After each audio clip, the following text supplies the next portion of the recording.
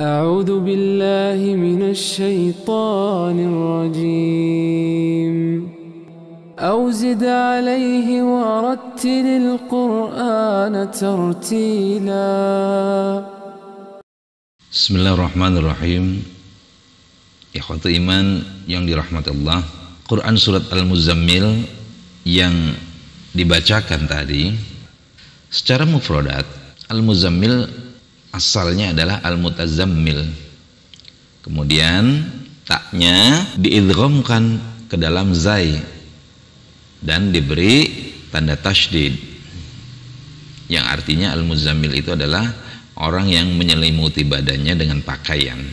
Nah, pada ayat warattilil qur'ana tartila, Az-Zujaz mengatakan perjelaslah bacaan Al-Quran dengan sejelas-jelasnya, karena memperjelas bacaan Al-Quran itu hanyalah dengan mengucapkan hurufnya dengan benar, sebagaimana dikatakan dalam tafsir As-Sobuni. Karena arti tartil sendiri adalah irsalul kalimati minal fammi bisuhulatin wastiqamatin, yaitu mengucapkan dengan mudah dan benar, sebagaimana Ar-Raghib mengatakannya tentang ini.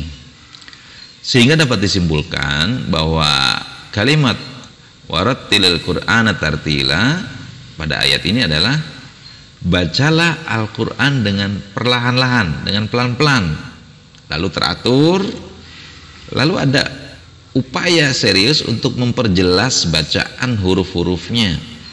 Dan yang tak boleh dilupakan adalah poin mentadabburi maknanya. Mengenai asbabun nuzulnya, dalam sebuah riwayat disampaikan ketika kaum kafir Quraisy berkumpul di Darun Nadwah, di tempat mereka biasa berkumpul untuk bermusyawarah persoalan-persoalan penting. Apa persoalan penting itu?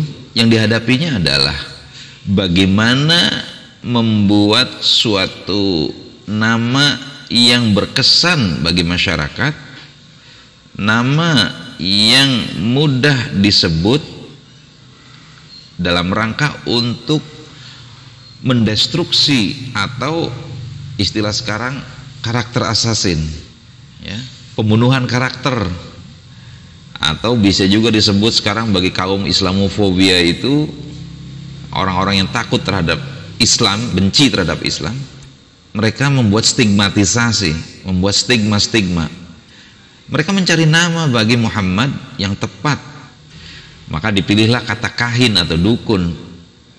Tapi rupanya yang lain tidak setuju dengan ucapan itu, dengan sebutan dukun itu. Dia bukan dukun katanya. Lalu dipilih lagi yang lain, maka dipilihlah kata majnun, yaitu orang gila. Lalu mereka bingung juga dengan menyebut kata majnun itu, merasa kurang tepat, lalu beralih pada pilihan kata kita sebut saja sahir atau tukang sihir. Tapi lagi-lagi mereka juga membantahnya sendiri, dia bukan tukang sihir. Perdebatan yang seru itu sampailah kepada telinga Nabi Muhammad SAW, sehingga dengan sedih beliau pun menahan diri dan menyelimuti badannya. Maka dalam keadaan seperti itu datanglah malaikat Jibril alaihissalam menyampaikan wahyu Quran surat Al-Muzammil ayat pertama tadi, ya ayyuhal muzammil. Ikhwati iman yang berbahagia, kata Aisyah, setelah turun ayat ini Rasul dengan para sahabatnya melaksanakan perintah sholat malam itu selama 12 bulan hingga kaki mereka bengkak, saking lamanya mereka berdiri membaca ayat-ayat Allah yang mulia.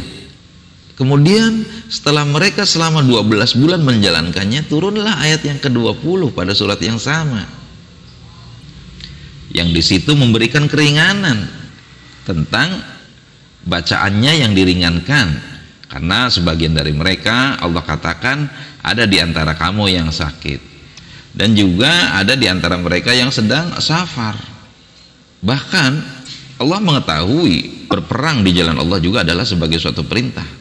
Maka Allah putuskan faqra'u ma tayassara minhu, Maka bacalah apa yang mudah bagimu dari Al-Quran. Faqimus shalah, laksanakanlah salat. Setelah turun ayat ini, selain tidak setiap malam dilakukan, maka sholat malam ini hukumnya menjadi sunnah, walaupun bagi Nabi ini adalah sebuah kewajiban. Sebagaimana dalam hadis riwayat Abdul Razak pada Al-Musannaf jilid 3 halaman 39. Juga terdapat dalam Sunan Al-Kubra Al-Baihaqi jilid 2 halaman 499. Demikian pun pada Al-Musnadnya Ishaq bin Rahawai. Saudaraku yang dicintai Allah, Nabi melaksanakan sholat malam itu selama 13 tahun di Mekah, dari tahun 611 Masehi ya, hingga tahun 623. Dan selama itu pula sholat malam itu disebut Qiyamul Lail serta sholat tahajud, dua nama yang disebutkan pada sholat malam itu. Walaupun dilakukan bulan Ramadan, tetap namanya Qiyamul Lail dan tahajud. Demikian pun ketika Rasulullah selama 17 bulan sudah hijrah di Madinah, nama Qiyamul Lail dan tahajud masih melekat. Tapi tidak demikian setelah turunnya ayat 183 dan 184 dari surat Al-Baqarah, yang turunnya pada hari Kamis tanggal 28 Sya'ban tahun kedua Hijriyah atau 23 Februari 624 Masehi.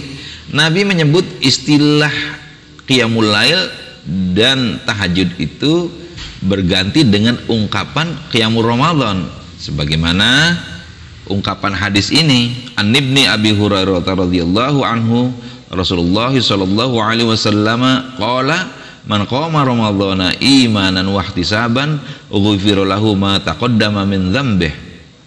Dari Abu Hurairah radhiyallahu anhu, sesungguhnya Rasulullah sallallahu alaihi wasallam bersabda, barang siapa yang berdiri untuk sholat qiyam Ramadan dengan didasari keimanan dan hisaban, maka akan diampuni dosa-dosanya yang telah lalu.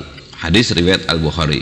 Selain penamaan yang berubah atau menyebut dengan istilah baru, Nabi pun menetapkan beberapa aturan pada sholat malam di bulan Ramadan itu, yang sebelumnya aturan itu tidak pernah diterapkan. Itu terungkap dalam sebuah hadis dari Abu Dzar. Ia berkata, tatkala 10 hari Ramadan, Rasulullah SAW i'tikaf di masjid. Ketika sholat asar pada hari ke-22, ia bersabda, insyaallah kita akan berjamaah malam ini. Siapa di antara kamu yang akan sholat pada malam itu, silahkan ia sholat, yakni malam ke-23. Kemudian Nabi sholat pada malam itu dengan berjamaah setelah Isya sampai lewat sepertiga malam.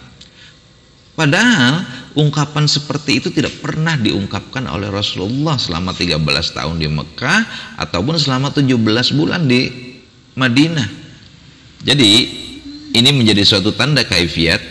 Pengumuman yang beliau sampaikan itu adalah tentang keutamaan berjamaah pada Qiyamul Ramadan tadi.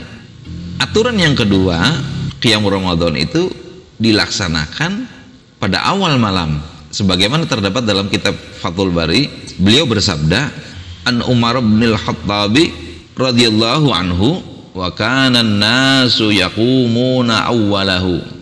Dengan keterangan ini menunjukkan bahwa orang melakukan Qiyamul Ramadan pada awal malam. Adapun istilah tarawih mulai muncul sejak abad pertama Hijriyah, abad ke-1. Hal itu terbukti dari jawaban Abu Hanifah yang hidup di tahun 80 sampai 150 Hijriah. Ketika beliau ditanya oleh muridnya yang bernama Abu Yusuf tentang fi'al Umar, bisa dilihat dalam kitab Al-Aujaul Masalik jilid 2 halaman 293. Perintah tartilnya membaca Al-Quran, Allah Subhanahu wa ta'ala itu menurunkan Al-Quran agar dibaca dengan instrumen lisan kita, lalu didengar oleh pendengaran kita, oleh telinga, dan ditadaburi oleh akal kita agar kita meraih ketenangan jiwa. Apabila suatu kaum berkumpul di salah satu rumah Allah sambil membaca Al-Quran dan saling bertadarus bersama-sama, ini saya akan turun rasa ketenangan atas mereka. rahmat Allah akan meliputi mereka, para malaikat juga akan melindungi mereka, dan Allah menyebut mereka kepada makhluk-makhluk yang ada di sisinya. Aqulu qauli hadza astaghfirullah li wa lakum. Assalamualaikum warahmatullahi wabarakatuh.